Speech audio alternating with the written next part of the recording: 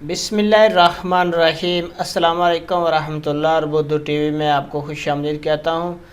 आज 3 अक्टूबर बरोज़ इतवार और सफ़र की 28 तारीख़ है। मैं आपके साथ पिछले 24 घंटों की कोरोना की डेली रिपोर्ट शेयर करूंगा। पिछले 24 घंटों में सऊदी अरेबिया में 41 नए केस रजिस्टर हुए हैं, 49 लोग सेहतयाब हुए हैं, 2 लोगों की डेथ होगी, अल्लाह पाक उनकी मगफरत फरमाए। टोटल सऊदी अरेबिया में 5,47,262 कोरोना के केस रजिस्टर हुए थे। 5,36,330 लोग सेहतयाब हो चुके हैं। टोटल अमवात 8,724 हुई हैं। सऊदी अरेबिया भर में वैक्सीन सबसे ज़्यादा अलबाहा में 68.6% लोग वैक्सीन लग चुकी है। रियाद में 68.3%, अल शर्किया में 66.8%, मक्का अल मुकर्रमा में 60.1%, असीर में 58.1%, अल गसीम में 57.7%, जजान में 56.1%, तबूक में 55.9%, हायल में 53.4%, हदूद अल शमालिया में 52.9%, अल मदीना अल मुनव्वरा में 52.4%,